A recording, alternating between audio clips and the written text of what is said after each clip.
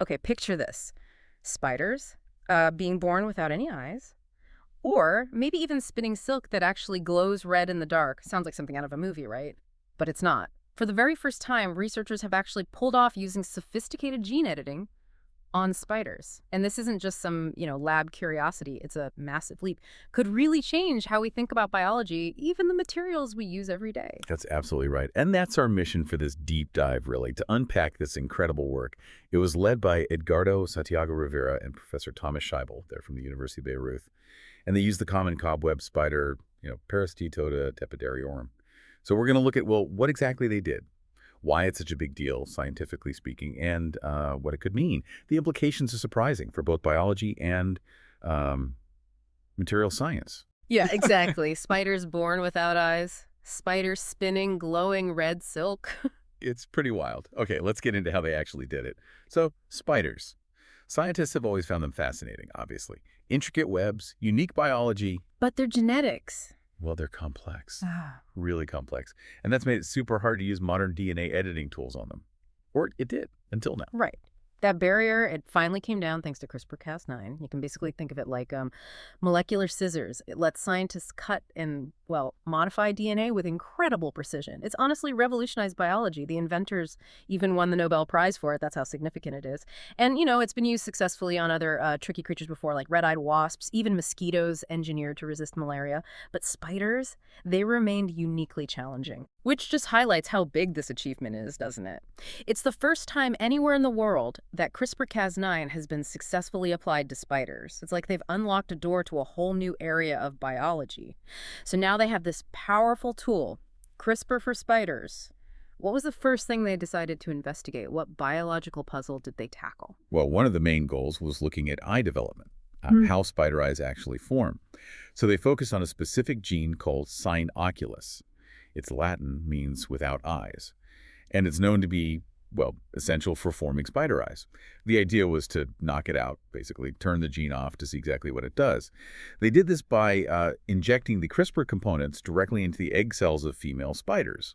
While they were anesthetized, of course, then they just watched the offspring develop. And the results, you mentioned eyeless spiders. Yeah, the results were pretty startling. When that oculus gene was switched off, some of the young spiders, they developed with no eyes at all. Others had eyes that were abnormally shaped or severely malformed. Yeah. The effect varied a bit, but yeah, in some cases, a complete absence of eyes. So that really confirms how vital that gene is. Absolutely. It shows just how critical oculus is for eye formation.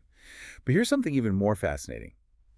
In every single case, even the eyeless ones, the lens, the transparent part of the eye that focuses light, it's still developed. Really? Even with no other eye structure? Exactly. Which strongly suggests that the lens forms through a completely different genetic pathway. It's separate from the other parts of the eye. And that opens up a whole new way to study how these complex visual systems are actually built in spiders. Yeah, I see that. And Santiago Rivera, one of the lead researchers, he actually said the CRISPR Co. impacted the development of all eyes of the respective spider, supporting the previously described role of oculus. Wow. So it sounds like the technique was really precise in targeting that gene's function. It really does. Yeah. Very precise. Okay, so that's eye development, but they didn't stop there, did they? They also looked at maybe the most iconic spider feature, their silk. That's right, the silk. Always fascinating. For this part, they did something slightly different. It's called a knock-in instead of a knockout. They didn't turn a gene off. They actually inserted a new gene, specifically a gene for a red glowing protein. It's something commonly used in labs, sort of like a marker to track gene activity. Okay. And they inserted this glowing protein gene right into the spider's own silk-producing gene. Again, they injected this modified solution into the female spiders and then looked at the silk produced by the offspring. Yeah, let me guess. Glowing red silk. You got it. The spiders started producing silk threads that literally glowed red. That's amazing. It really is. And crucially, it wasn't just a cool visual. It proved that the new gene had been successfully integrated. Right. And maybe just as importantly, it didn't seem to interfere with how the silk itself was made. The fundamental properties looked unchanged. So the silk was still strong and stretchy, even with this added glowing feature. Precisely. The glow proved the concept that you could add new features using CRISPR. But the silk itself maintained its usual, impressive strength and flexibility.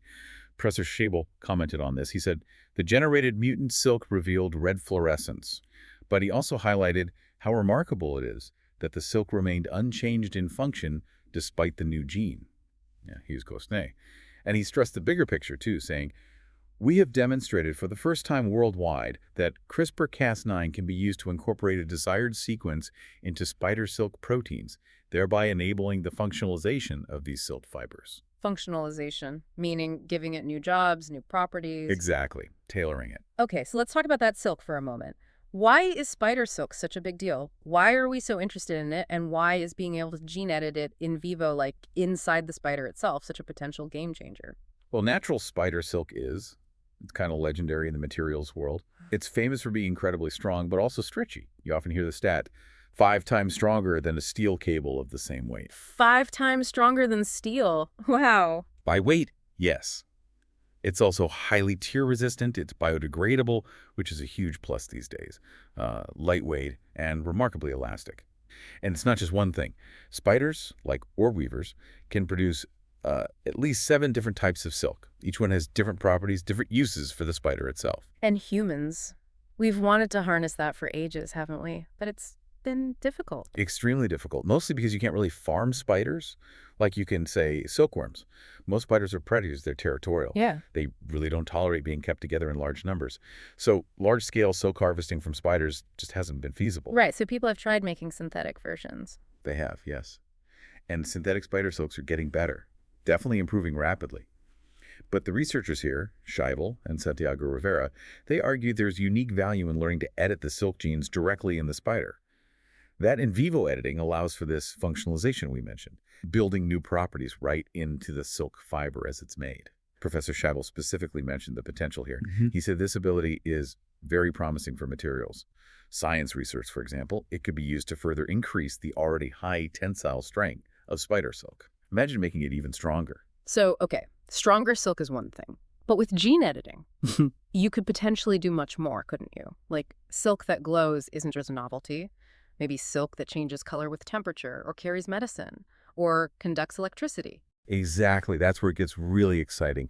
You're starting to bridge biology directly with material science, which is all about understanding how materials behave and designing new ones. This research is seen as a really creative, really promising way to link those fields. Think about the implications. Maybe advanced wearable technology, tiny embedded sensors, entirely new kinds of bio-inspired materials based on these modified silks. It really broadens the horizon beyond just studying spiders themselves, which brings up another point. What does cracking the code for spider gene editing mean for, well, science more broadly? Is this just about spiders, or does it have bigger implications? Oh, it definitely has bigger implications. That's a key takeaway here. By figuring out how to effectively use CRISPR on spiders, which were so challenging, the team has essentially created a potential roadmap. Their methods, the way they overcame the specific problems with spiders, could make it much easier for other scientists to study and modify other organisms, especially those animals that have also been difficult to work with before, maybe because of complex genetics or unique reproductive biology. Their work might serve as a really helpful example, a blueprint perhaps for tackling gene editing in all sorts of unusual organisms. So this foundational work, it could actually speed up discoveries in lots of different areas, like understanding evolution in other species or developing even more advanced materials from different natural sources. Precisely. It's like they've added a powerful new technique to the toolkit, one that could be adapted and applied much more widely. It's a stepping stone, absolutely. Wow. What an incredible journey we've covered today, from figuring out the basics of how spider eyes develop to literally engineering spiders that spin glowing silk, and then thinking about what that means for material science, for medicine, for technology.